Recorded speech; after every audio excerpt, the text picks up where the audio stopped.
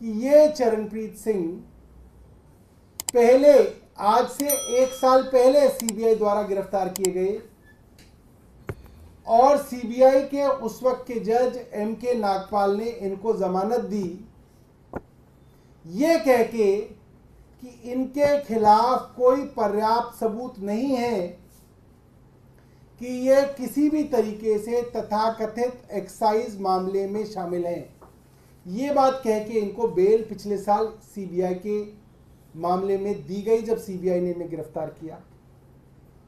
अब 1 साल बाद जब इस मामले की जांच करते करते 2 साल हो गए सीबीआई और ईडी को, अब इनको ईडी ने गिरफ्तार कर लिया है।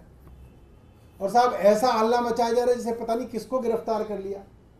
अरविंद केजरीवाल जी के बाद अगले नंबर यही था इनका कि इनको गिरफ्तार कर लिया, बहुत जो है बड़ी बात हो गई। इस तरह से दिखाया जा रहा है। क्यों दिखाया जा रहा है? क्योंकि कोई सबूत नहीं है ईडी के पास। कोई मामले को चलाने के लिए सीबीआई ईडी के पास कोई ऐसा सबूत, एविडेंस नहीं है कि इसको साबित करे, और कम से कम दिल्ली वाले तो मान लें कि भ्रष्टाचार हुआ था। ये परेशानी है। मैं कुछ बातें इनके विषय में बताना चाहता हूं कि जिस तथाकथित सबूत के नाम पे इनको गिरफ्तार किया है वो क्या है। कोई गुजरात के अंदर आड़ती है, कोई गुजरात के अंदर हवाला का कारोबारी है, जिसने अपनी हाथ से नोट्स में गुजराती में इसका नाम पे कुछ लिखा हुआ है।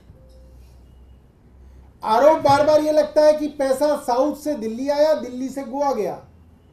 भाई पैसा अगर साउथ से दिल्ली आया, दिल्ली से गोवा गया, तो गुजरात के अंदर एक ऑपरेटर क्यों गुजराती के अंदर उसके बारे में लिख रहा है? और क्या कोई किसी के हाथ की एंट्री सबूत मानी गई है? अभी अभी सहारा बिरला डायरी के बारे में सबको मालूम है।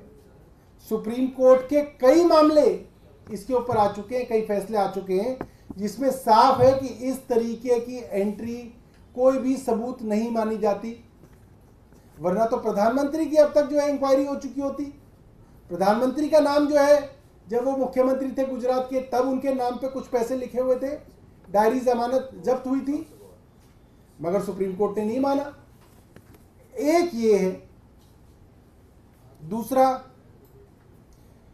कोई महिला हैं जिन्होंने भारतीय जनता पार्टी के गोवा के मुख्यमंत्री के साथ काम किया है, उनकी कैंपेन देखी है।